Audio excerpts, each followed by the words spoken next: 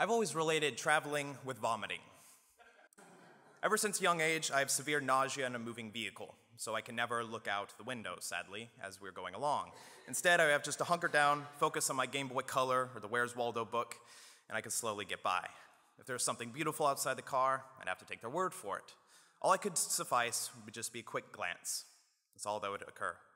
Now that I'm older, though, I'm still glancing, and I don't have the excuse of nausea anymore. Instead, I glance at my screen, at flyers and ASC, at a passerby, where glancing is unengaged, it's efficient, but it's also very selfish. By studying abroad, I found that there is an alternative. You can stare. Staring has a bad connotation, generally reserved for creepers and bird watchers. I find, though, that it makes you vulnerable and reveals yourself and allows you to truly comprehend this world. And there are three parts of staring, which I'll share with you: to look around, to observe outward, and finally, to peer inside. Now, the first one is the most obvious: to look around. Now, I prize one thing, and that is sunsets. I find the most exotic location, I enjoy it, I enjoy the beauty, maybe contemplate my mortality. And here, I find that the locations of my memory, they fade. I don't remember the exact circumstances. Instead, I remember the context and the people I was with. That there, I don't know what river or marsh. I do remember that was the last conversation I had with my sister before she became a wife. When that picture was taken, she was on the precipice of her new life. Now, the main reason you study abroad is to accumulate impressive pictures, to intimidate your friends, so you can accumulate likes on Facebooks. And yeah, it jogs good memories. However, I look at them now with a degree of sadness, because take those pictures, and what's on the other side? It's just me, holding my camera. I was with a lot of other people, I was in groups when I did this, yet studying abroad was a solitary experience for me. My priority was my memories, my experience. That is my regret of studying abroad. I should have made it more than just singular, I should have shared it. So take your photos, but take them with a greater context. So we've looked around, but I feel to look around, you also need to comprehend what's around you. And for that, you need to observe outward. Now, when I think of London and most of the world, you think of Big Ben, Houses of Parliament. They're big, iconic, intimidating.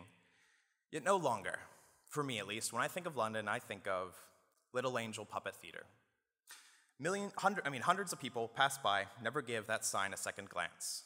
But inside of it is a world where the content individuals create puppets to entertain cute British children.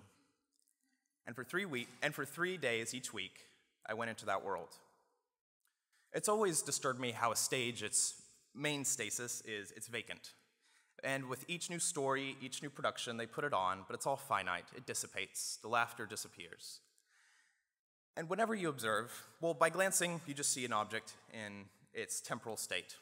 But by observing, you see both the past and the future. For example, you see a puppet, you glance at it, just a piece of wood. However, when you observe it, you find that it was once a concept, and it became material by a man who had an initiative to do so. Eventually, you'd spend many late nights in a workshop, calloused hands, chipped fingernails, working on it. And then finally, with great trepidation, it would go onto the stage. Imagine the joy he felt when the children grew silent when it came on, or they laughed when it fell over. But then finally, I'm sure he felt sadness when he had to hang it up above the ceiling in the theater, and forever there, it would sway. Finally, though, most difficult, I implore you to peer inside as a part of your staring. There's one definite difference in script writing, which Robert McKee, a story theorist, came about. The difference between characterization and character.